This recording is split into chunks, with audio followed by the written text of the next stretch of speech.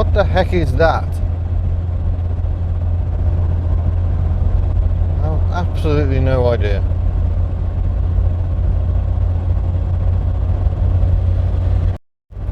But yeah, this is it. This is the last drive in the BX. We're currently heading down State Highway 1.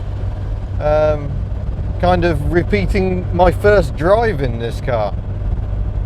What was it, 2 weeks ago? So yeah, we've done 2,000 kilometers, had an amazing time.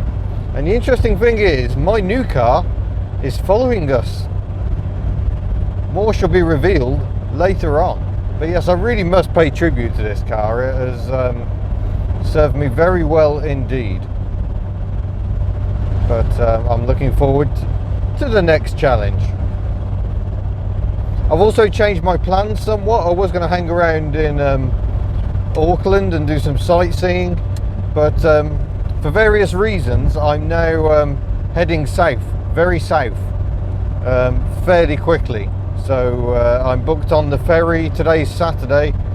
Booked on the ferry Thursday to cross over to South Island. Going to spend a month touring South Island and then come back up here for Christmas, or back up to North Island at least for Christmas.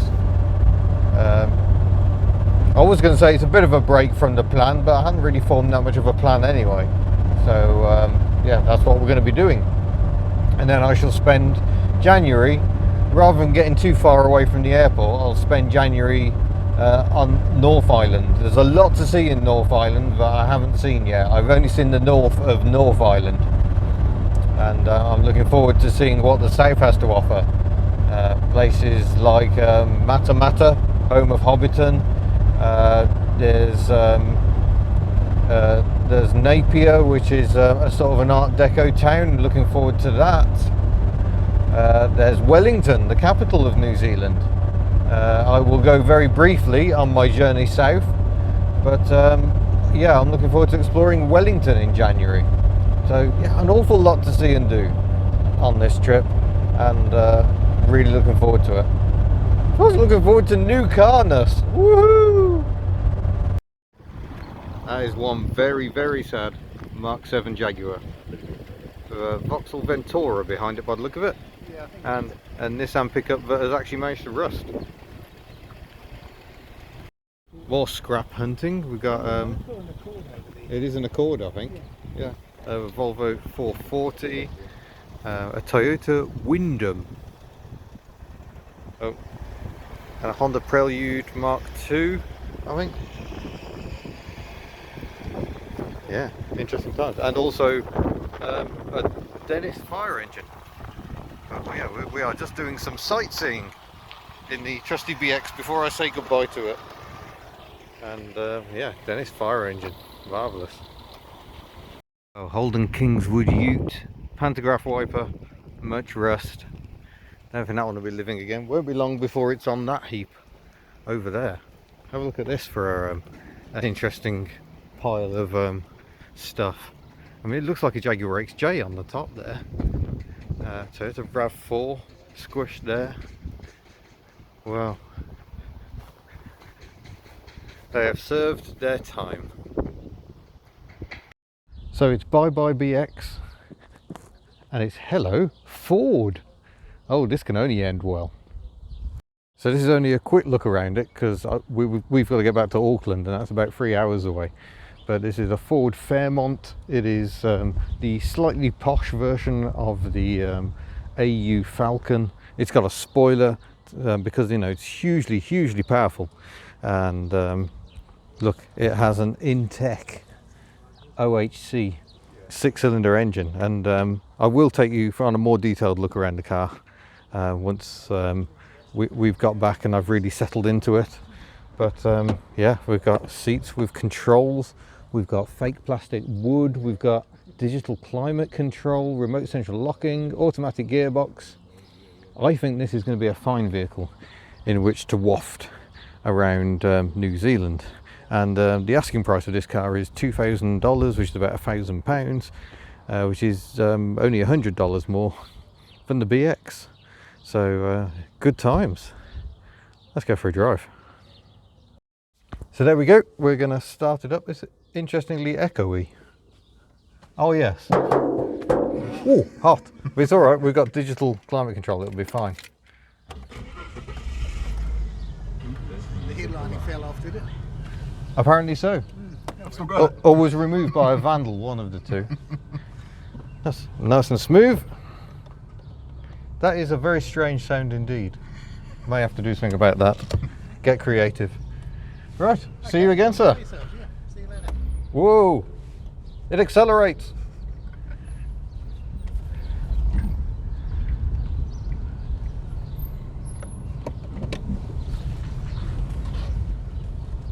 Oh, it's nice to be back in an automatic. And we should give the horn a test as well.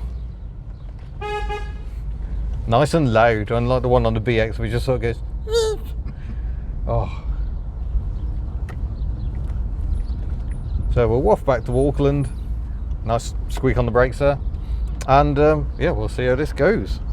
So far, feeling waft-tastic. Well, I'd love to say things are going well, but I've just locked the keys in the boot. We're driving back, we're a long way still from home. My microphone is in there, which is why you're getting all of the wind noise. And yeah, now we're going to see if we can get an implement to break in to my new car. That's a really good start.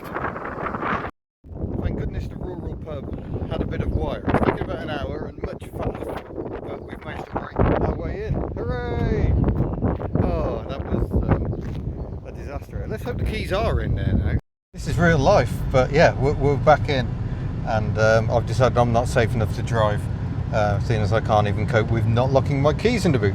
So Chris, the previous owner of this vehicle, is now driving, and I am feeling very foolish.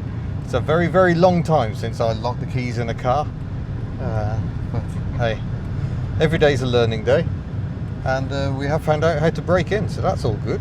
And no, we're not telling you. I know this is the busiest road in the world, but it's very pretty, apart from Porsches. And yeah, we're about there.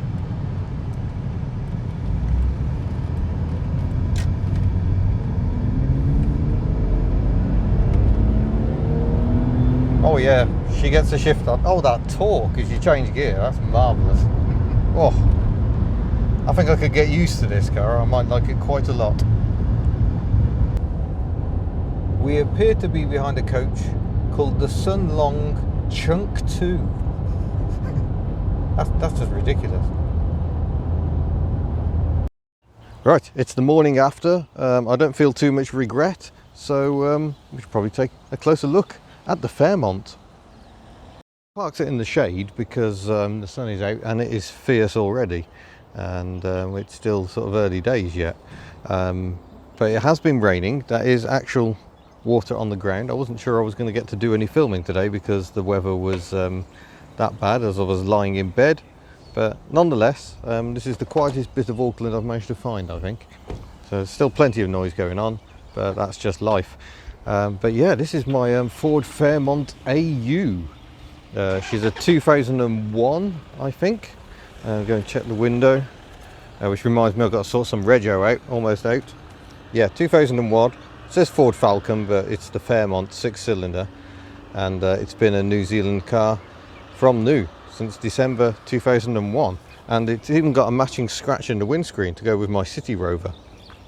But it's passed a warrant of fitness, the equivalent of the MOT, just on Friday, I think, and yeah, it's all good.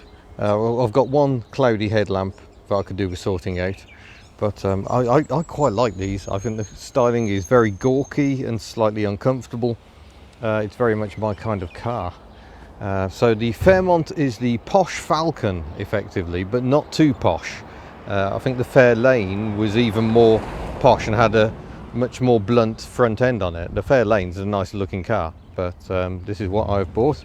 Nonetheless, it has the Intech overhead cam 6-cylinder engine, straight 6. It drives the rear wheels, and this model does not have the independent rear suspension. It is on a live axle, because these cars were designed to be heavy duty and good for towing, and independent rear suspension doesn't tend to be great for that sort of thing. There's a bit of rust going on here, but that's about the only rust I've found. I've seen photos of it towing as well, so that's always reassuring. Yeah, slightly gawky styling all round really. And if we jump aboard, I mean, it's already full of my clutter and crap, so you have to bear with me, but it's all a bit, well, it's all a bit Ford really. I mean, the steering wheel would look at home in a Mondeo. Oh yeah, it's a bit echoey because there is no headliner. Because I believe in only buying quality vehicles, I am going to have to do something about that. I think the echo is slightly unsettling in here. So yeah, might sort that out. We've got digital climate control. We've got some really nasty hard plastics, but a very bassy stereo CD player. I don't have any CDs. I can turn the traction control off. I've already upset the traction control. Electric aerial, which doesn't work. Central locking. There's a glove box, which seems to have the light on. Hopefully it doesn't have the light on permanently, because that would be a bad thing. Oh, maybe it just wasn't shut properly. There we go. There's one of my big speakers there, door pockets. The seats are quite comfortable, lumbar adjustment even on the passenger side. And it's fairly spacious. I reckon I could sit back there comfortably enough. I might even try that at some point, but maybe not today. But yeah, 284,000 kilometers on the clock, so that's not too bad. A huge fuel tank, but you know, cruise control and stuff, and I was using that a lot yesterday. We covered probably 200 kilometers in this car yesterday. And automatic transmission with economy mode. We'll see what a difference that makes. But oh, there's an extra fob in here. Oh, it's a dead fob. It's a skeleton of a fob. Oh, bad times. Oh, I see. That's how you turn that into your cup holder. That's quite smart, isn't it? Well, it's already getting stifling in here. So we'll go and have a peek under the bonnet. So yeah, as you may have seen, I've already had to break into my car because I've discovered that it's very easy to lock yourself out. And there we go. There's the 4-litre engine. This is a forerunner of the famous Barra, but it's just a single cam. And, you know, there's injectors doing injectory stuff. An air filter assembly and things, an expansion bottle tank that you really don't want to worry about too much, but otherwise fairly straightforward. Did get a tiny bit of flaring from the transmission earlier. I'm wondering A, if there's a dipstick for that, and B, if it's one of those awful sealed for life jobbies that shouldn't ever need topping up, which is utter rubbish clearly.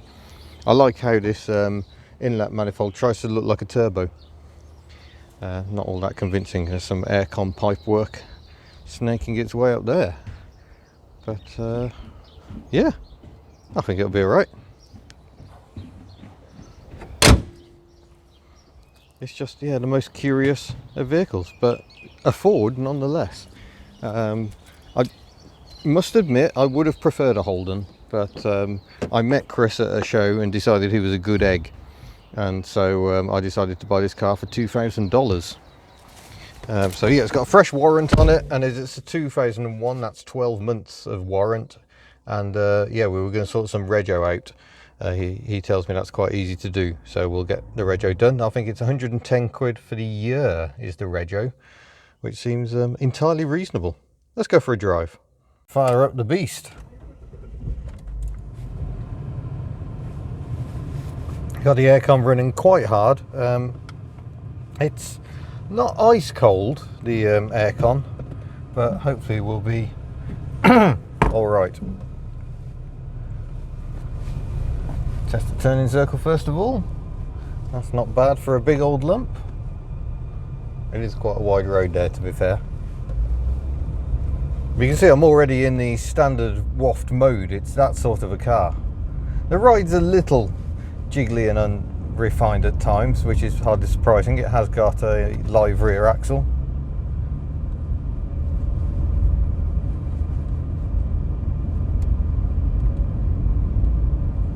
But yeah, it's just generally a lovely, effortless, wafty sort of a drive. Exactly the sort of drive experience I'm after, to be honest. and the cruise control works really well, and when you hit resume it doesn't accelerate too hard, so I fully approve of that.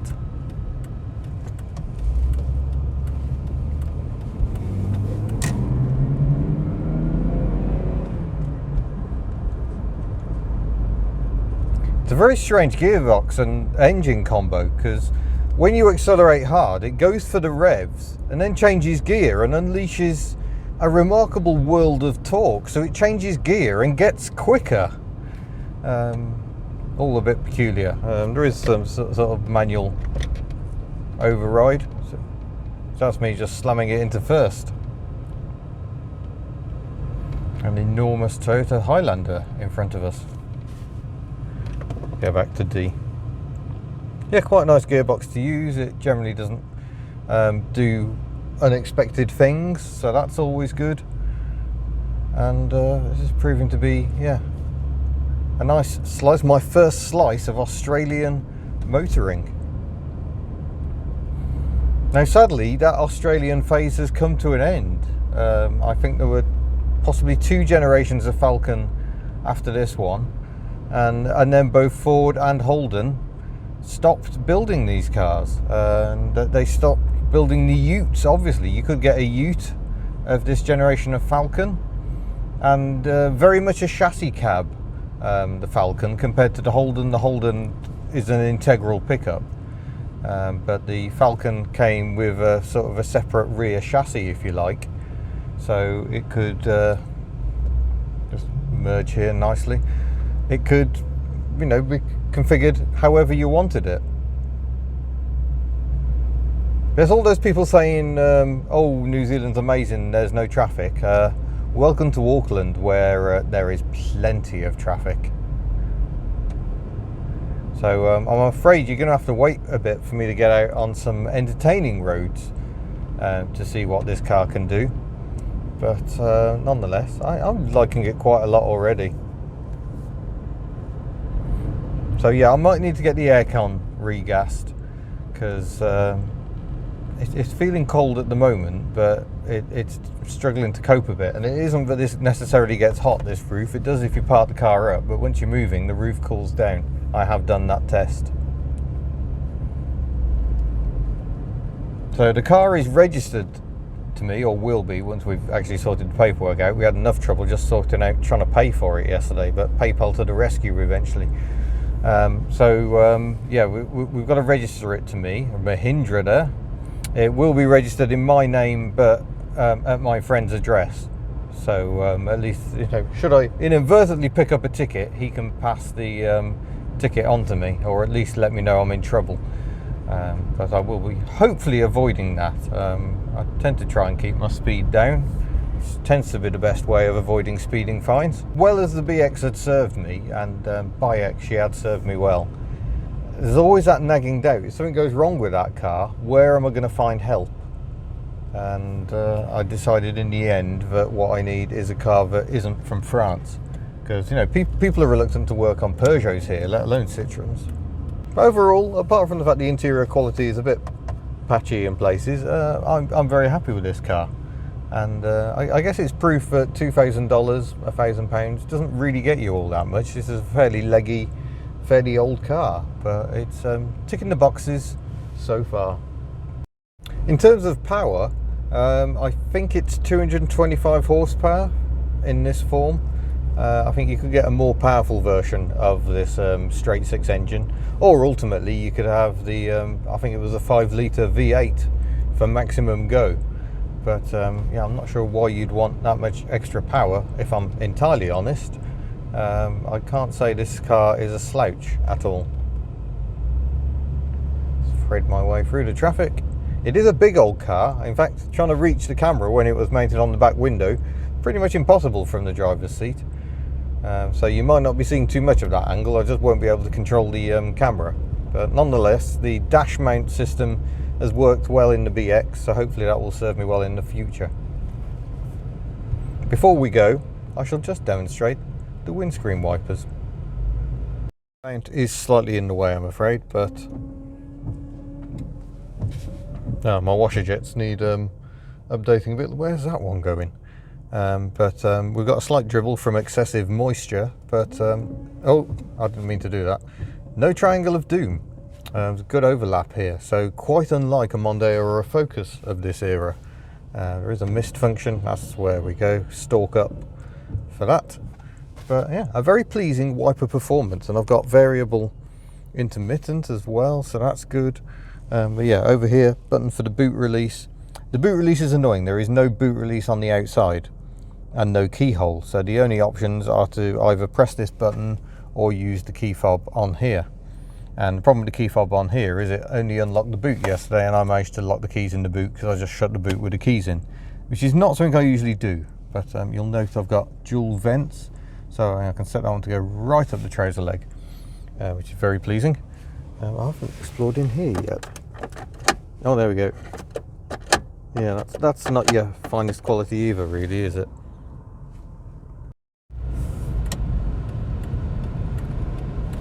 You may have noticed that the indicators are on the right hand, which is quite interesting. I wasn't necessarily expecting that.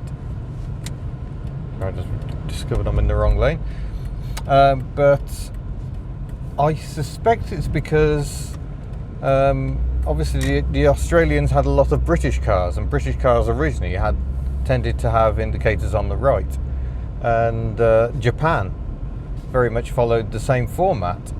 So I suspect that's where it comes from, and you know, Japan still follows that format, so a lot of the imported vehicles will have the same indicators. That's just my theory. I do prefer it for right-hand drive, indicators on the right. It is my preference. It's just started raining again here in Auckland, but yeah, a slight oddity there. I've not driven many Fords with indicators right. So that's my new Ford Fairmont. Yeah, I'm looking forward to putting some miles on it. I shall say thank you very much for watching. Don't forget to subscribe before you go, and I wonder what George has been up to this time. Farewell.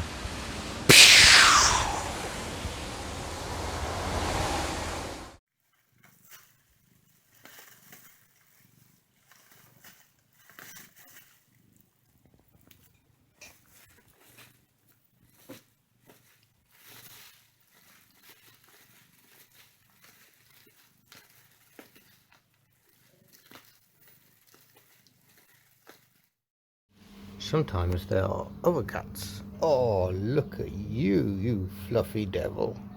I'm not going to touch your tummy. I'm not falling for that game. Oh no, George likes to play that game as well. And he gets very sharp. Oh. No, no, no, monsieur.